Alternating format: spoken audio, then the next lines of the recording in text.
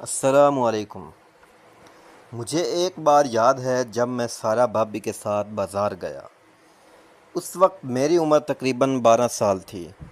ہم ایک ایسی دکان پر گئے جو بیسمنٹ میں تھی اور کافی اندر جا کر آخر میں تھی، جہاں لوگ کم ہی جاتے تھے۔ جب ہم پہنچے تو وہاں کریم نامی ایک دکاندار تھا جس کی عمر تقریباً 35 سے 40 سال کے قریب تھی، اور ایک لڑکا تھا جس کی عمر تقریباً 24 سال ہوگی۔ ہم اندر گئے تو کریم خوشی سے بولا، آؤ باجی، کیسے آنا ہوا؟ سارا بھابھی نے سلام کیا اور پھر کریم نے بھی خیر خیریت پوچھی۔ پھر اس نے دوسرے لڑکے سے کہا، علی جا کے باجی کے لیے چائے لے آؤ، باہر مارکیٹ کی دوسری طرف سے اچھی والی لانا۔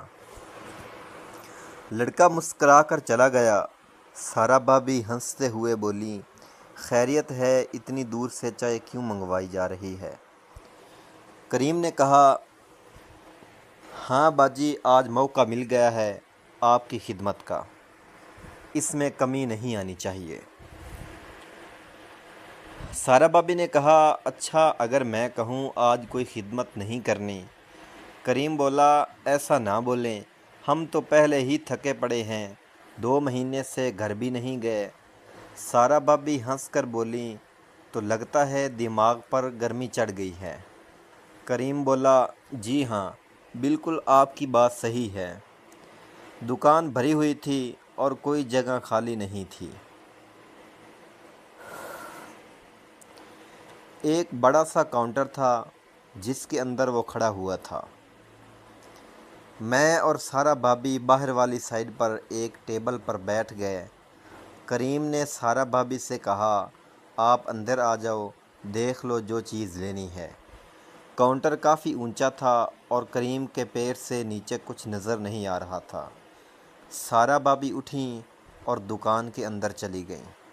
مجھے موبائل پکڑا دیا اور میں سانپ والی گیم کھیلنے لگا۔ سارا بھابھی اور کریم اندر تھے۔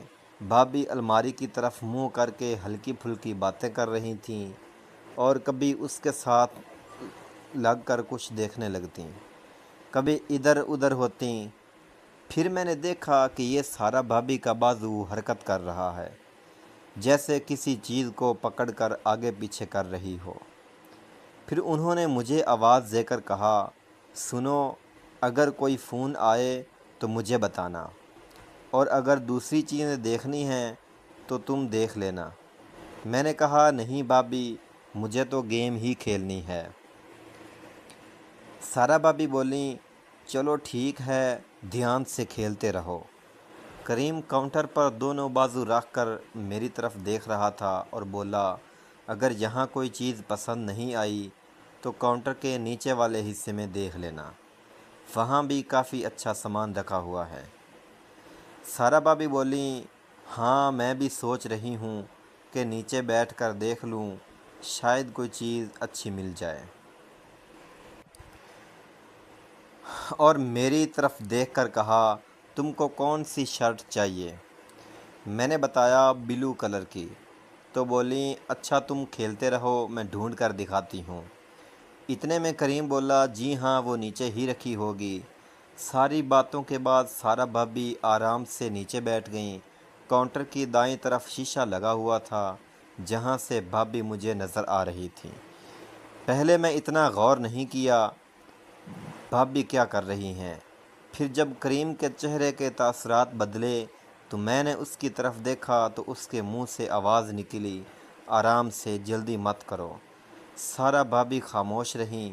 پھر کریم کے جسم میں ہلکی سی حرکت ہوتی رہی، جیسے وہ آہستہ آہستہ آگے پیچھے ہو رہا ہو۔ سارا بھابھی کے کھانسنے کی آواز آئی۔ تھوڑی دیر بعد جب میں نے کریم سے نظر بچا کر شیشے میں دیکھا تو مجھے عجیب سا لگا، بھابھی جیسے ہل رہی ہو۔ میں پانی پینے کے بہانے اٹھا اور باہر پڑے کولر سے پانی پیا، اور دوران ان دونوں رک گئے۔ پھر میں اپنی جگہ سے تھوڑا آگے ہو کر بیٹھ گیا، جہاں سے شیشے میں اندر صاف نظر آ رہا تھا کہ سارا بھابھی کیا کر رہی ہیں۔ یہ دیکھ کر میں حیران رہ گیا کہ ہلکی آواز میں بولا، بس کرو ورنہ زیادہ ہو جائے گا۔